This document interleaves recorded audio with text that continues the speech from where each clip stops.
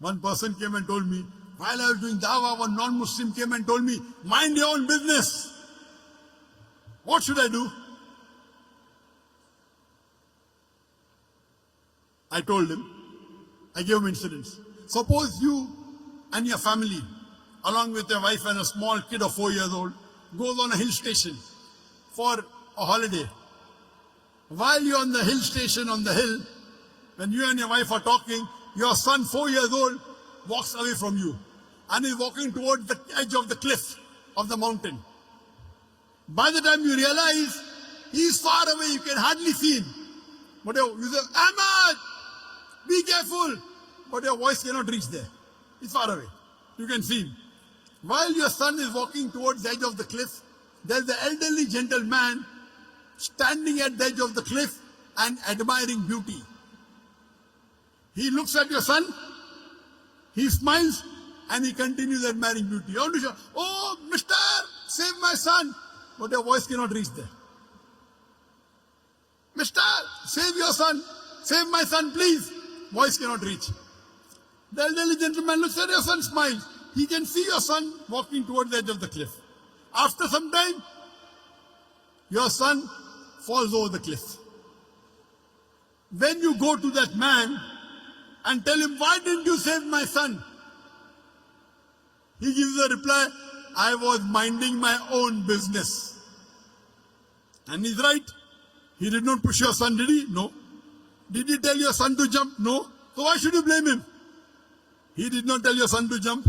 He did not push your son. Yet you will blame him and tell him, Allah gave him hikmah. He could have saved my son easily. He didn't even have to take a step forward. He only had to stretch his hand and my son would have been saved. Will you blame him or not? Yes or no? You will tell this person, my son is Masoom. 4 years old, he doesn't know. This elderly gentleman could have easily saved him. He said, no, I was minding my own business. When anyone tells you, when you're doing dawah, that mind your own business, tell him, that's what I'm doing. I'm minding my business. It is the business of every Muslim to mind other people's business as far as deen is concerned. Let me repeat. When anyone tells you mind your own business while doing dawah, tell him, it is the business of every Muslim to mind other people's business as far as deen is concerned. كنتم خير أمة أخرجت للناس تأمرون بالمعروف وتنهون عن المنكر. We are the best of people because we are enjoying what is good and we forbid what is wrong. That is what we are doing. We are doing our duty. We are enjoying the good and forbidding what is wrong. We are doing correct. Why you should feel shy? Why you should be ashamed? Imagine if you have a non-Muslim neighbor and you don't do dawah to him and he dies as a mushrik. On the day of judgment, Allah will ask him, did you accept Islam? He said, no. He said, no one told me. That's right, but didn't you get the message? Allah gives the message himself. He didn't accept Islam. He'll go to hell. Allah will ask you, did you deliver the message to your non-Muslim neighbor? And if you say no, you will follow him. You will follow him because to deliver the message to the non-Muslim is fard. If you do not deliver the message to your non-Muslim neighbor, you will follow him and you will also go to hell. Allah subhanahu wa ta'ala says in Surah Al-Asr, chapter number 103, verse number 1 to 3, the criteria to go to Jannah. Rahe Nijat, the way to paradise. Allah says, Wal Asr. Innal insana lafi khusr. Illa alladhina amanu wa amilu salihati wa tawasaw bil haqqi wa tawasaw bis sabr. By the token of time, man is verily in a state of loss. Except those who have faith, those who have righteous deed, those who exhort people to truth, and those who exhort people to patience and perseverance. There are minimum 4 criteria required for any human being to go to Jannah. Number 1 is Iman, belief, faith. Number 2, Amal Salihat, righteous deed.